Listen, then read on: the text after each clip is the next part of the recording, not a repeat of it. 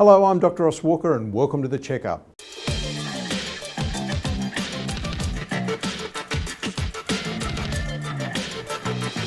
Last week, I presented a couple of trials that said that multivitamins do absolutely nothing to your health, and so therefore it's a complete waste of time swallowing the stuff. Why would you waste your time doing it? Well, you'll be shocked to know I completely disagree with these results, and it's based on science, not just based on a subjective opinion. I'd like to talk to you today about two of the biggest trials ever been conducted in the world. One is called the Nurses' Health Study, which looked at around 120,000 nurses over a 30-year period in the Boston area, and it was published, of course, by Harvard University.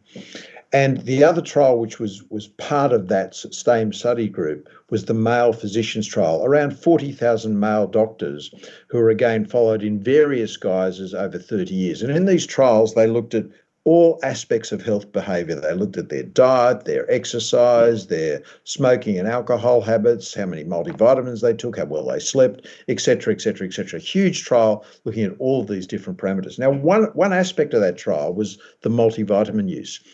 And they looked firstly at the male physicians trial, and they did a randomized controlled trial of a multivitamin taken every day or a placebo for 10 years, a very, very long study, because as I say all the time about supplements are not like drugs. Drugs are active and very strong. You'll get the results very quickly. So I see pharmaceutical drugs like a high-performance motor car.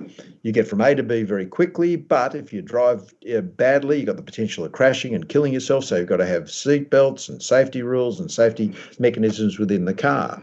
But supplements, to me, are like a bicycle.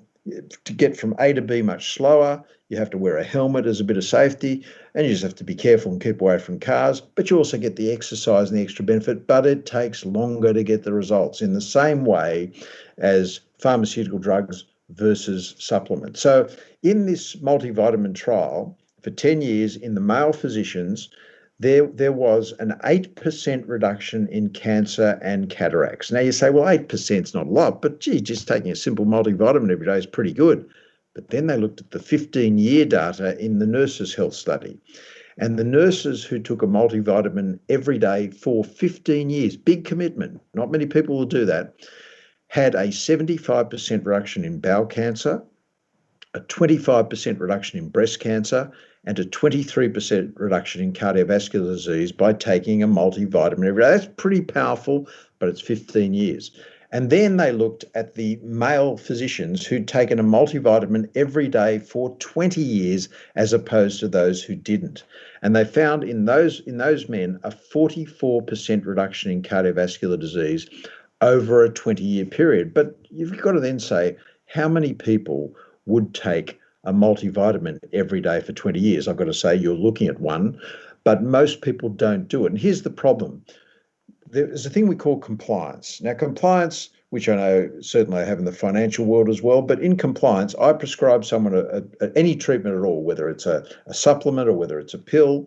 After 12 months, 50% of people have stopped. So if you're going to take a multivitamin, don't do it for 3 months. Make a commitment to yourself to do it for the rest of your life and look at the benefits you'll get over the long term, not just some questionnaire that's done once in 21,000 people. I think that doesn't tell you anything. I think it's the long-term trials of multivitamins or omega-3s or anything else. That's where you get your real results.